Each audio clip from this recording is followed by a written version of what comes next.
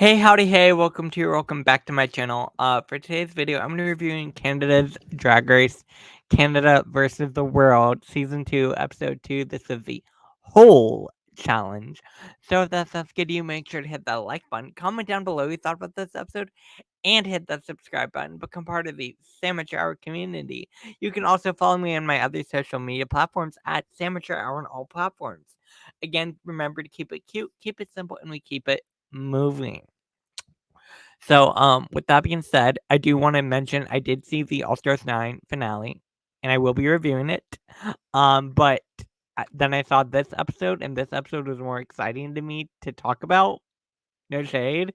Like, I'm so thrilled with the winner. That's not the issue. I'm just like, that season towards the end got so long. I need a break. And this season is more exciting. There's stakes. There's actual like something to get into. And that's why I want to talk more about it.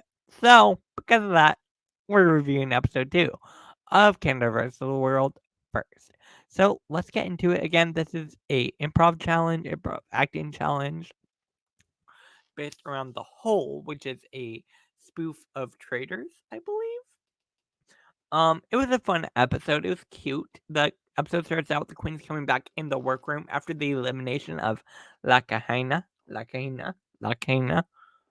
Drag Race France. She's now the double pork chop, the first ever double pork chop. So I was sad to see her go. I definitely would have saved her if I were Lemon, just to put the two American girlies in the bottom with each other. Because then you're getting rid of one of them, and then like that. I get it. I understand why Lemon chose that. I definitely think it was a safer route.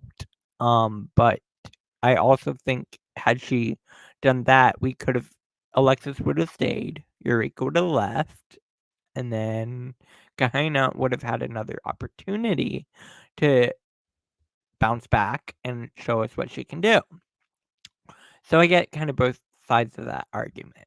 And I get it. I get why Lemon did it. I personally probably would have saved that Kahina and put the two American girlies. Anyways, Eureka wipes off the message again. She survived the lip sync. So congratulations to Eureka. And also the winner again was Lemon last week. So Lemon has her win, very well deserved. She's explaining why she chose to save Alexis. Again, I think it's a more strategic, safer route because we are still at the beginning of the competition. Fierce is upset because she's saying she should have saved Kahina, put the two American girls in the bottom. Fierce is giving us good television this season. Like, that's what Fierce is gonna do. She's gonna give us good television, and I am thrilled. She's upset with Tainomi because Tainomi was the one who brought it up, and she's like, I don't want the other girls to target me, and now I'm worried they're gonna target me because now they know I thought it should have been different. Again, Fierce is just giving good TV. Like, we need to give some kudos, Mama. Mama kudos for giving us good TV. I'm very excited for Fierce. New day in the workroom. Again, they're all talking through their feelings about Kahina going home. Eureka survived, doing a high kick during a park and bark. Park and bark? No, not a park and bark. During a song where you need to emote. A song that didn't necessarily require high kicks. Alexis is happy that she's still here and talking through how she felt about Eureka during the Untucked. Again, that was an entire moment of Eureka almost making a light of the whole thing when this is very serious. Like, for Alexis, this is very serious. This is how she makes her money. Like, this is her livelihood, and it feels like she feels like Eureka just making jokes about it, and that's not funny. Yeah. RuPaul does a message saying some sort of gay thing. Sure. Brad Goreski comes in and introduces the main challenge where the queens are gonna have to compete in an improv acting challenge called The Hole. Ooh, based off Traders. Fun, fun, fun. They're assigning roles. Again, each character is based off an archetype. Archetype. archetype, that was the word. From different like reality competition shows. Again, it's an improv challenge based around a reality competition show that they're filming. So it's very meta because we're also filming a reality competition show. So if you think about it, it's one inside of the other inside the anyways, I think that's funny. So they're all assigned roles, different archetypes. Fierce wants a petty bitch because she's like, I'm a petty bitch. We get the gay guy, the girl looking for love, the know-it-all, the so on and so forth. Everyone gets their role. There's archetypes. It is what it is. They're all talking through strategies. Do you be yourself? Do you come in it completely different? Some queens are already getting in their head about it all. Tainomi, for example, is already getting in her head about it all. And I'm worried, you know? All right, let's get into it. This is the whole. So, Brad is the host. He's playing the Alan. Wait, why am I blanking on his name? Oh God, I just watched Traders.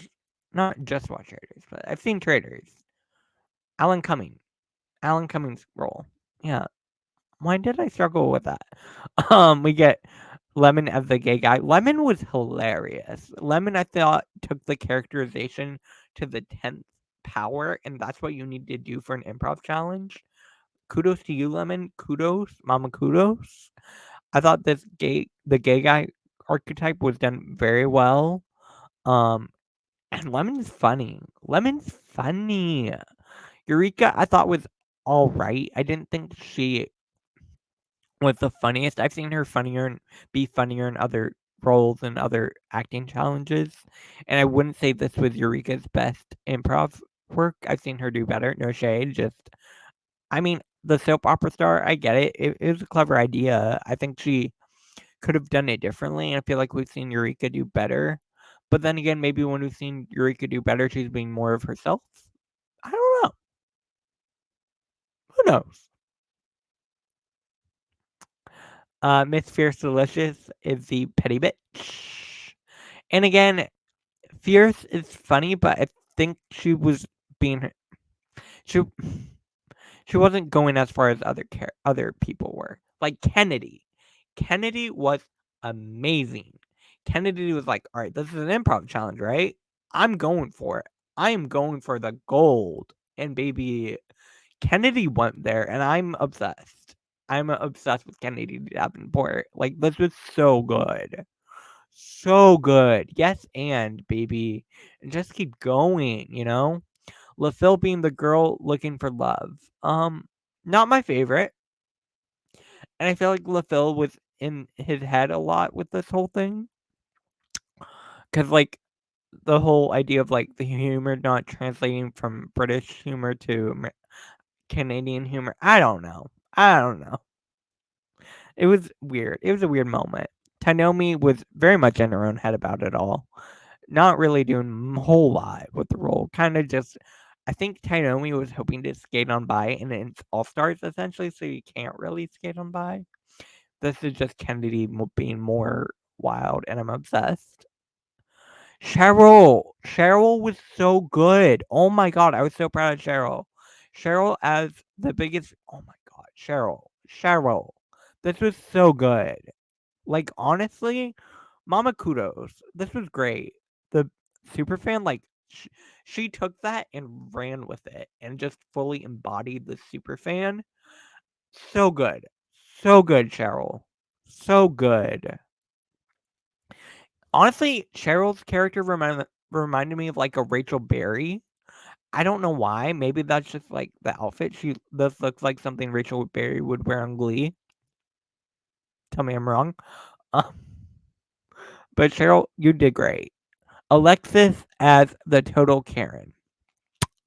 Love Alexis. I did not think this was her best. I think we've seen better from Alexis, but I thought it was decent. It wasn't her best. And then we have Lisa Rinna coming in for some weird reason. I was confused, But sure, work. I never really watched Desperate. No, but whoa, I never really watched the Housewives series. But I know she's from there. I don't know much about her. Yeah, yeah. So again, there's gonna be one person assigned the whole, allegedly. Kennedy pulling notes out of her wig. Oh my god, Kennedy! I'm obsessed with Kennedy Davenport. Also, shout out to Kennedy wearing black stockings and a white shoe. Shouldn't be loud in the church. And she's doing it. It was funny. It was funny. But yeah, overall, I really enjoyed this challenge. I thought all the queens did decent. I definitely think there were some standouts, being Lemon, Cheryl, and uh, Kennedy. I think those were the three standouts. They definitely knocked it out of the park, if you will, and did the best. But I thought everyone was decent. You know, it wasn't terrible. It was a fun acting challenge. I enjoyed it. Fun improv challenge. I love a good improv moment. Yeah, it was cute. It was a good challenge. I enjoyed it. Next day, everyone's talking about how they did. Again, Lemon's very confident, and so is Cheryl. They slayed. Kennedy deserves to be confident. They were talking about being gay famous, dating while famous. I don't have much to say about that conversation. Brooklyn is coming in to introduce the main stage. Brooklyn looks great. Fab. Fab mama. Fab. Brooklyn looks great. Fab. Brad. I like Brad. He looks nice. I love Tracy. And then we have Lisa Rinna. Fierce. Mama kudos. Category is Mother Nature. I love this. I love the candidate categories. They've been really knocking it out of the park lately. Cheryl is going from sand, like in a desert outfit, to water. I hate, hate, hate this wig. Cheryl, you need a bigger wig. I'm sorry. It does not look good on you. I love you, Cheryl. This wig is. You need a different wig. You need a different wig. It completely destroyed this look, in my opinion. It was dry. Not a good wig. I'm sorry. Speaking of not good wigs, I'm sorry, LaVille. I love you. I love you, LaVille. Did not like this wig. This wig was dry. And I think I understand where you're coming with, like, your drag has its own aesthetic, very androgynous, very much you. I get it. And I love that. I think the thing is to bring it up to the 10th power because it is an all-star season. I think that's what they were expecting. Like last week, I think was at that level that you needed, LaVille. I thought this week was a little bit lower for me personally. But last week, I really enjoyed your runway. Really, really enjoyed your runway. I just thought this one was a little disappointing compared to last week. Again, and I think that's what Brooklyn was talking about. Like, we're not saying you need to. She's not saying you need to change your style of drag or anything. Like, just bring it up to the same level as the other queens, you know? But it's still love LaVille. Love LaVille. Up next, we have Lemon. Lemon looks great. She looks great. I love it. And I like that she's wearing different color. Yeah, it's fun. It's cute. I like it. Fierce.